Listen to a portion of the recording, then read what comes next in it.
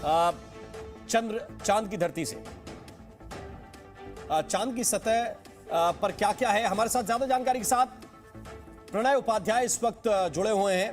प्रणय, जरा बताइए, ये बहुत बड़ी खबर है कि टाइटेनियम भी है, क्रोमियम भी है और ऑक्सीजन भी है।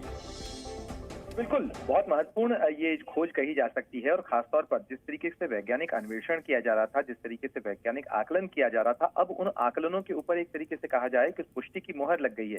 चंद्रयान 3 के अंदर जिस तरीके से laser induced breakdown spectroscopy instrument लगाया गया था, इसका काम होता है कि ये लेजर की बीम से जो पत्थर का एक हिस्सा है या मिट्टी का एक हिस्सा है उसे जलाता है और उसके बाद जो उसके फ्यूम्स निकलती हैं, उससे जो धुआं निकलता है, उसका अध्ययन करता है कि इसमें कौन कौन से अवयव हैं, कौन कौन से तत्व हैं, और उनके आकलन के आधार पर जो परिणाम सामने आए वो निश्चित रूप से सल्फर की खोज चांद के ऊपर ये माना जा रहा था कि सल्फर चांद के ऊपर का बहुतायत के अंदर मौजूद है। एक बार फिर चंद्रयान 3 के इस एक्सपेरिमेंट ने साबित किया है कि सल्फर जो है वो प्रचुरता में मौजूद है वहां पर चंद्रमा की जमीन के ऊपर, और इसके एकदम पुष्ट प्रमाण मिले हैं। चंद्रमा के दक्षिणी ध्रुव के ऊपर ये पहली बार कोई मानवीय प्रयोग है जिसने ये साबित किया है कि सल्फर वहां पर बहुतायत के अंदर मौजूद है, और इसके अंदर इसके जो प्रमाण मिले हैं वो ये साबित करते हैं कि इसमें किसी तरीके की कोई आशंका या शंका नहीं है।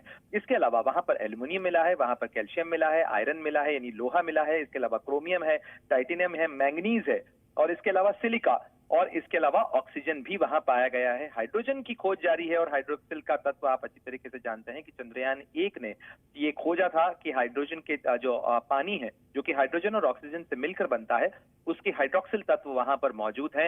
हाइड्रोजन की मात्रा फिलहाल इसकी पुष्टि नहीं हुई है अभी तक, लेकिन प्रणय, ये हम जो बात चंद्रयान 1 के द्वारा कर रहे थे वो साउथ पोल नहीं था, लेकिन साउथ पोल पर भी ऑक्सीजन के अगर सबूत मिल रहे हैं और पुख्ता जानकारी रोवर की तरफ से दी जा रही, कितनी बड़ी बात है ये निश्चित रूप से बहुत बड़ी बात है, और बहुत बड़ी बात इस लिहाज से है कि भविष्य के अंदर ये जो परिणाम है ये निश्चित रूप से दुनिया भर के जो मून को लेकर या चंद्रमा को लेकर जिस तरीके के वैज्ञानिक आकलन है और योजनाएं हैं उनकी जमीन को मजबूत करेंगे। चंद्रमा के दक्षिणी ध्रुव पर पहली बार कोई मानवीय प्रयोग हो रहा है, और इन मानवीय प्रयोगों के परिणामों से जो नतीजे सामने आएंगे ये निश्चित रूप से केवल भारत ही नहीं, इसरो ही नहीं, बल्कि दुनिया भर की अंतरिक्ष एजेंसियां इन परिणामों के ऊपर नजर लगाए हुए हैं। इन परिणामों पर उनकी नजर है क्योंकि भविष्य की कई योजनाओं की दशा और ये तमाम परिणाम तय करेंगे। क्या भविष्य में चांद से खनिजों का आयात किया जा सकता है, वहां से लाया जा सकता है, उन खनिजों का किस तरीके से इस्तेमाल किया जा सकता है, यदि ऑक्सीजन वहां पर मिलती है, यानी ये अपने आप में एक बहुत बड़ी बात होगी, क्योंकि आप अच्छी तरीके से जानते हैं ऑक्सीजन जीवन है, जीवनदायिनी जो प्राणवायु है वो ऑक्सीजन है, और अगर ऑक्सीजन वहां पर मिलती है, हाइड्रोजन अगर वहां पर उसके तत्व पाए गए हैं, चूंकि हाइड्रोक्सिल वहां पर पहले पाया जा चुका है, और दक्षिणी ध्रुव के ऊपर खोज जो एक महत्वपूर्ण ऑब्जेक्टिव है, उद्देश्य ये भी है कि अगर चंद्रमा का दक्षिण ध्रुव जो कि आमतौर पर छाया में रहता है, वहां पर जल तत्व पाया जा सकता है, वहां पर वो प्रिजर्व हो सकता है, और उसकी खोज लगातार की जा रही है, और हाइड्रोजन यदि पाई जाती है तो हाइड्रोजन और ऑक्सीजन का मिलने का मतलब होता है वहां पर जीवन की संभावना हो सकती है, क्योंकि हाइड्रोजन और ऑक्सीजन से पानी तैयार हो सकता है। जी बिल्कुल, ये बहुत ही महत्वपूर्ण है क्योंकि हवा और पानी दो ही चीजों की जरूरत होती है। ऑक्सीजन के कण मिले हैं, ऑक्सीजन से जुड़े हुए एलिमेंट्स मिले हैं, हाइड्रोजन की खोज अभी जारी है, और चंद्रयान 3 की ये एक बड़ी सफलता है।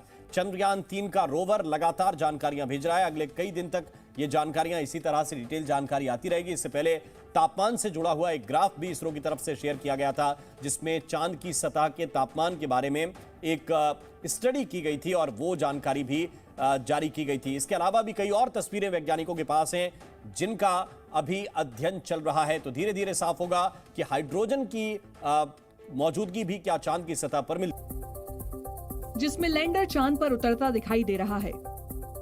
लैंडर के इमेजर कैमरे ने HD वीडियो क्वालिटी का वीडियो शूट किया है। चंद्रयान 3 ने जब नीचे उतरना शुरू किया तो चांद चक्कर लगाता साफ दिखाई दे रहा था।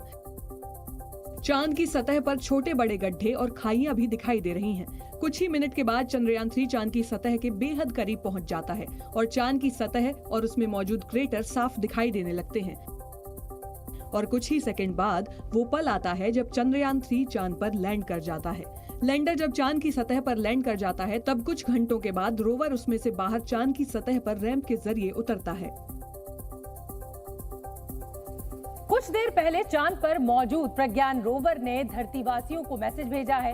रोवर के मैसेज से ऐसा लगता है कि चांद के रहस्य से जुड़ी उसे कोई बड़ी जानकारी हाथ लगी है। रोवर ने अपने मैसेज में लिखा है कि पृथ्वीवासियों हेलो, मैं चंद्रयान 3 का प्रज्ञान रोवर, मैं आशा करता हूं कि आप लोग अच्छे होंगे। मैं सभी को बताना चाहता हूं कि मैं चंद्रमा के रहस्यों को बेपर्दा करने की राह पर हूं। मैं और मेरा दोस्त विक्रम लैंडर एक दूसरे के संपर्क में हैं। हमारी सेहत बहुत अच्छी है।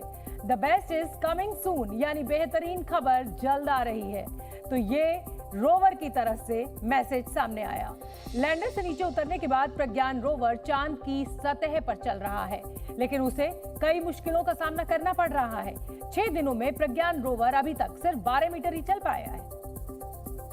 जबकि इसरो ने रोवर के लिए रोज 30 मीटर चहलकदमी की योजना बनाई थी, लेकिन ऐसा अब तक हो नहीं पाया है। प्रज्ञान रोवर एक बार में सिर्फ 5 मीटर तक चल सकता है। इस दौरान उसे कई चुनौतियों का सामना करना पड़ता है। प्रज्ञान रोवर को अगर एक पॉइंट से दूसरे पॉइंट तक जाना हो तो उसे पहले वहां की जमीन, रोशनी, तापमान और दूसरी अहम चीजों को परखना पड़ता है। यही नहीं, आगे कोई खतरा या बाधा तो नहीं है, इसका भी उसे ख्याल रखना होता है। जैसे 27 अगस्त को रोवर के नेविगेशन कैमरे में 3 मीटर दूर एक 4 मीटर डायमीटर का गड्ढा दिखाई दिया। इसकी जानकारी मिलते ही उसने अपना पाथ यानी रास्ता बदल लिया। ऐसा करने में उसे काफी वक्त लगा,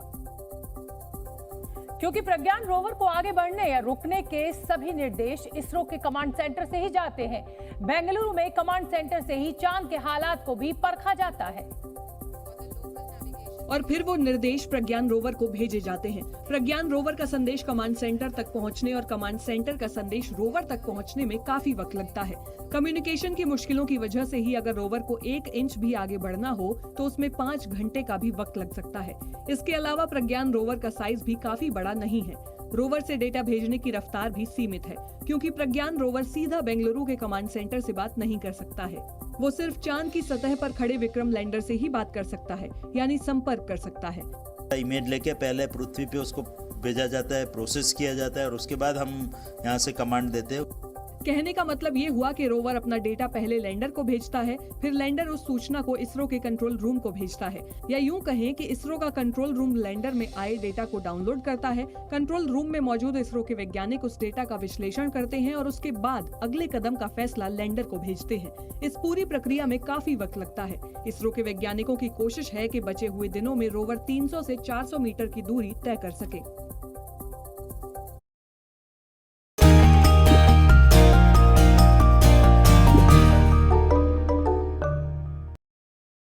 Angel Broking